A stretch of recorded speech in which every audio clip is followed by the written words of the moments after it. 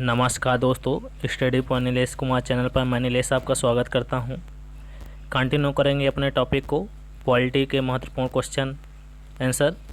तो आप वीडियो को पूरा देखिएगा और आपको वीडियो कैसे लगा कमेंट बॉक्स में कमेंट करके बताइएगा। चलिए तो आते हैं अपने टॉपिक पर। तो हमने देखा था इसके पहले कुछ महत्वपूर्ण देख लिए थे। इसके बाद आज जो देखना है हमें,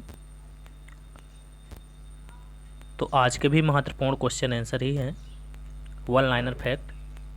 चलिए तो आते हैं। भारत को एक संविधान देने का प्रस्ताव संविधान सभा द्वारा पारित किया गया था 22 जनवरी 1947 को। संविधान सभा में उद्देश्य प्रस्ताव या प्रस्तावना प्रस्तुत किया था तो पंडित जवाहरलाल नेहरू जी ने। भारतीय संविधान के निर्माण से संबंधित सही कथन है पंडित नेहरू के उद्देश्य प्रस्ताव का, जो संविधान सभा द्वारा स्वीकार किया गया था, संविधान के निर्माण पर असर था। दूसरा है, उद्देशिका बहुत महत्वपूर्ण उद्देश्यों की पूर्ति करती है। संविधान को भारत के लोगों ने आदेशित किया है। ठीक है, तो हमने ये देखा कि क्या महत्वपूर्ण रखती है। भारतीय संविधान को बनाने हेतु भारतीय संविधान सभा के कुल कितने अधिवेशन हुए, तो 12 अधिवेशन हुए। भारत के संविधान के निर्माण में संविधान सभा को कितना समय लगा, तो 2 वर्ष 11 माह 18 दिन लगा। संविधान सभा के पहले अध्यक्ष कौन थे? एस.जी. मुखर्जी थे। प्रारूप समिति के मूलतः एकमात्र कांग्रेसी सदस्य थे के.एम. मुंशी थे। राजस्थान के रियासतों को प्रतिनिधित्व करने वाले संविधान सभा के सदस्य थे बेटी कृष्णमाचारी थे। संघ संविधान समिति के अध्यक्ष थे जवाहरलाल नेहरू जी। संविधान सभा की प्रांतीय संविधान समिति का अध्यक्ष कौन थे? सरदार पटेल थे। चलिए तो आते हैं नेक्स्ट।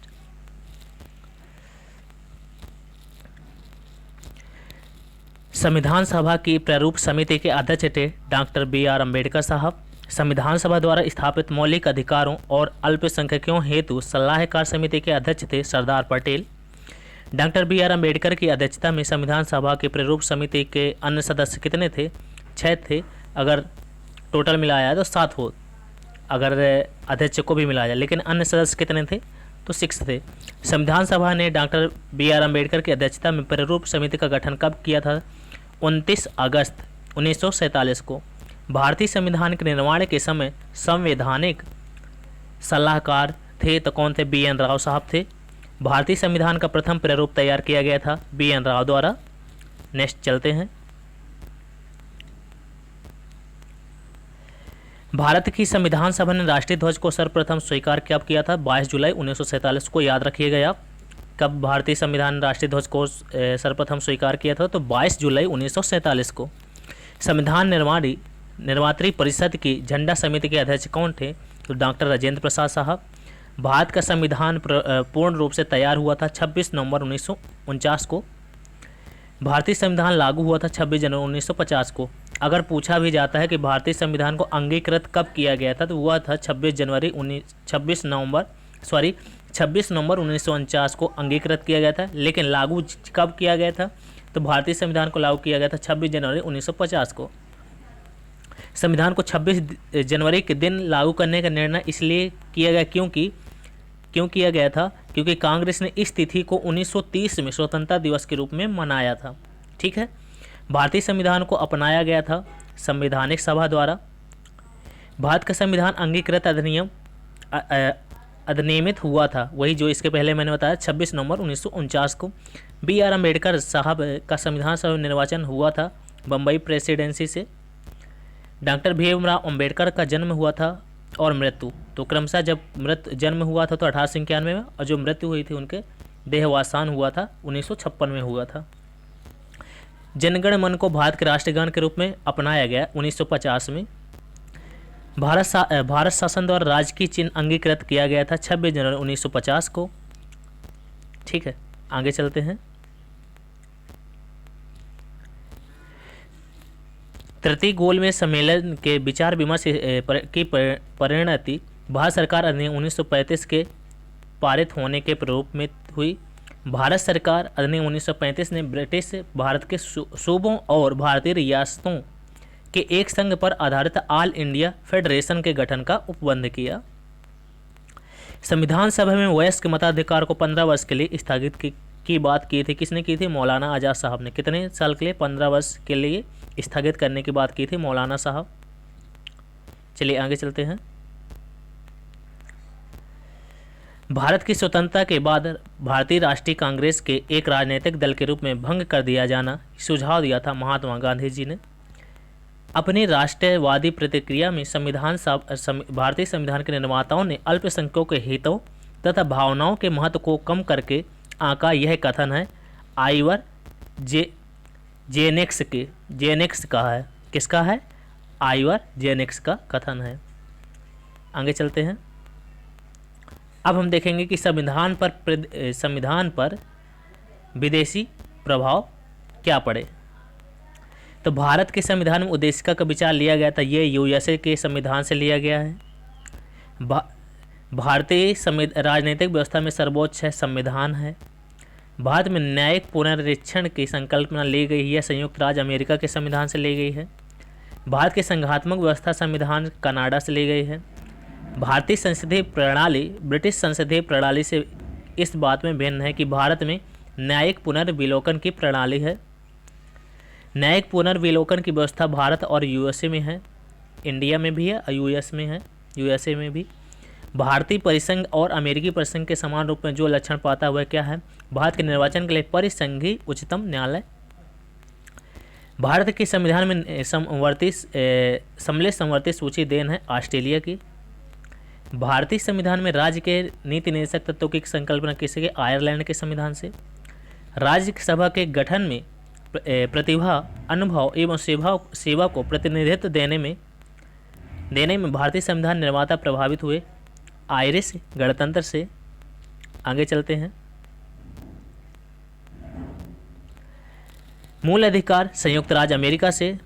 शासन के संसदीय प्रणाली भारत की संसदीय प्रणाली ग्रेट ब्रिटेन यूके से। आपात उपबंध जर्मनी का बीमार संविधान। राज्य नीति निर्देशक तत्व आयरलैंड से, जो इसके पहले भी चर्चा की है। विधि का शासन इंग्लैंड से। विधि द्वारा स्थापित प्रक्रिया जापान से। राष्ट्रपति के विचारार्थ राज्यपाल द्वारा विधेयक सुरक्षित रखना कनाडा से। विस्तृत उभयनिष्ठ सूची समवर्ती सूची ऑस्ट्रेलिया से। मंत्रिमंडलीय सरकार ब्रिटिश संविधान।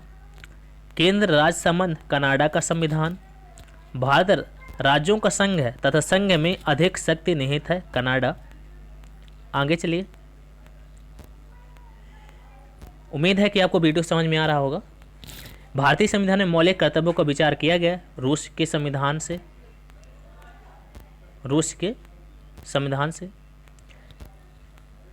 भारतीय संविधान में सन्निहित मूल अधिकारियों की अवधारणा ग्रहण की गई है संयुक्त राज्य अमेरिका से।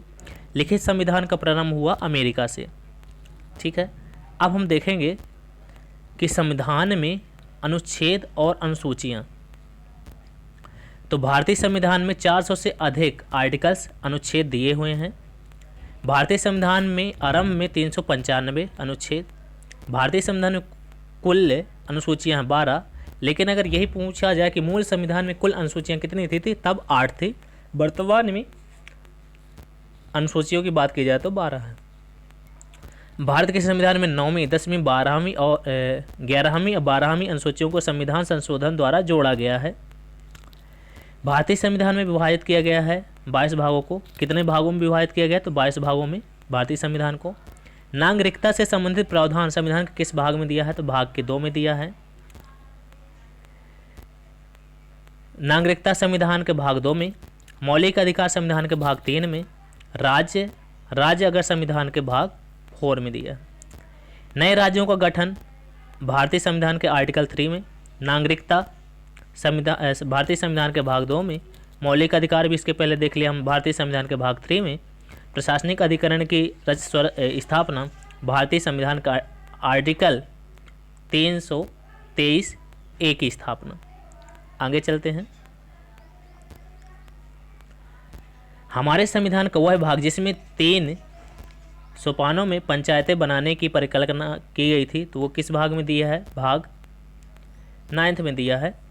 संघ और राज्यों के बीच विधायी संबंध के बारे में उल्लेख है भारतीय संविधान के भाग 11 और अध्याय 1 में भारतीय संविधान की अनुसूचियों में वह अनुसूची जो राज्यों के नाम की सूची तथा उनके राज्यों के क्षेत्रों का ब्यौरा देती है, ये पहली अनुसूची। भारत के संविधान की चौथी अनुसूची विवेचित करती है राज्यसभा में स्थानों के आवंटन को। ठीक है, आगे चलते हैं। यदि भारत संघ के एक नए राज्य का सृजन करना हो तो संविधान के किस अनुसूची में से अवश्य संशोधित किया जाना चाहिए? वह पहली अनुसूची में ही है।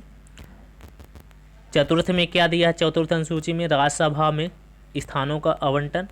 छठवीं में क्या दिया है? जनजातीय क्षेत्र। आठवीं में दिया भाषा और नौवीं में दिया है भूमि सुधार। सातवीं अनुसूची दी है विधायी शक्तियों का वितरण। आठवीं में भाषाएं। नौवीं में कुछ अधिनियमों का विधि मान्यकरण। 10वीं अनुसूची में दल बदल परिवर्तन। राज्य भूमि सुधार अधिनियमों को संवैधानिक सुरक्षा प्रदान करने हेतु सम्मिलित किया गया है 9वीं अनुसूची में। भारत के संविधान के अंतर्गत आर्थिक योजना का विषय है समवर्ती सूची। समवर्ती सूची का विषय है आपराधिक मामले। भारत के संविधान की समवर्ती सूची है जनसंख्या नियंत्रण और परिवार नियोजन। आगे चलिए। भारत के संविधान की समवर्ती सूची जनसंख्या नियंत्रण और परिवार नियोजन। समवर्ती सूची में शिक्षा है। शिक्षा जो प्रारंभ में राज्य सूची का विषय था उसे समवर्ती सूची में स्थानांतरित कब किया गया था? 42वें संविधान संशोधन द्वारा। अब ये देखेंगे विषय और सूची। वन क्या है? समवर्ती सूची। डाकघर बचत विषय बैंक क्या है? संघीय सूची। जन स्वास्थ्य क्या है? राज्य सूची। अब ये देखेंगे केंद्र सूची जनगणना, राज्य सूची पुलिस सार्वजनिक व्यवस्था। समवर्ती सूची क्या है? समवर्ती सूची है जनसंख्या नियंत्रण और परिवार नियोजन। अवशिष्ट विषय केंद्र के अधीन अंतरिक्ष अनुसंधान। ये अवशिष्ट विषय है जो अंतरिक्ष अनुसंधान केंद्र के अधीन है। भारतीय संविधान के वे प्रावधान जो शिक्षा पर प्रभाव डालते हैं। राज्य के नीति निर्देशक तत्व, ग्रामीण और शहरी स्थानीय निकाय, पंचम अनुसूची और षष्ठम अनुसूची। तो हमने देखा यहाँ तक कि अनुसूची क्या है, अनुसूची में कौन से विषय सम्मिलित हैं, समवर्ती सूची क्या है, राज्य सूची क्या है, संघ सूची क्या है, ये सब सूचियों के बारे में भी हमने जाना। यहाँ तक कि सारे महत्वपूर्ण क्वेश्चन आंसर आपको समझ में आए होंगे। आई होप कि वीडियो को ज़्यादा से ज़्यादा शेयर करेंगे आप और वीडियो लाइक करेंगे। अगर वीडियो में आपको कुछ मिस्टेक समझ में आ रही है तो कमेंट बॉक्स में मेंशन करके बताइए हमें और वीडियो को ज़्यादा से ज़्यादा शेयर कीजिए। जय हिंद, जय भारत।